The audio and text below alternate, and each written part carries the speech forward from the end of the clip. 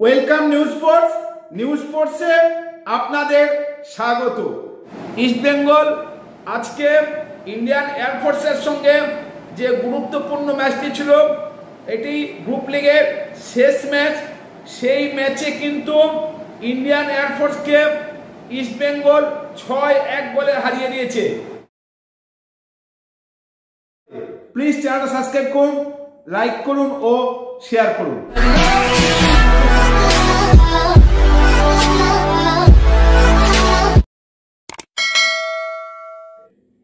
East Bengal FC already ডুরান্ডের quarter ফাইনালে পৌঁছে গেছে। তা সত্ত্বেও কিন্তু ইন্ডিয়ান এয়ারফোর্সের সঙ্গে ইস্ট বেঙ্গলের যে গ্রুপ লিগের থার্ড এবং শেষ খেলাটা হচ্ছে, সেই খেলাটা কিন্তু ইস্ট বেঙ্গল মোটেই হালকাভাবে নেয়নি। ইস্ট বেঙ্গল প্রথমে 7 মিনিটে হামিদ আহদাদের গোলে এগিয়ে যায়। এরপরে 27 মিনিটে আবার বিপিন সিংহ গোল করে।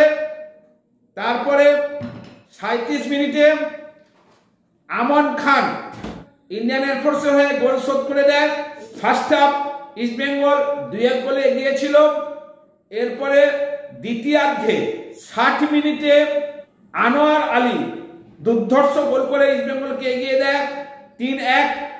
এবং 74 মিনিটে রশিদ কিন্তু গোল করেছে এবং এই মুহূর্তে ইস্ট বেঙ্গল 4-1 গোলে এগিয়ে আছে। 7 মিনিটে প্রথম গোল করে হামিদ আহদাদ, 27 মিনিটে দ্বিতীয় গোল করে বিপিন সিং।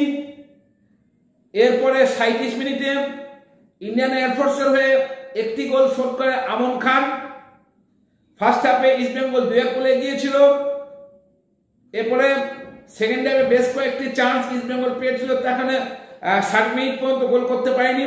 60 মিনিটে আবার আনোয়ার আলী একটি দুর্ধর্ষ ফ্রি কিকে ইস্ট বেঙ্গলকে 3-1 গোলে এগিয়ে দেয়। আবার 74 মিনিটে মোহাম্মদ রশিদ কিন্তু ইস্ট বেঙ্গলকে 4-1 গোলে এগিয়ে দিয়েছে।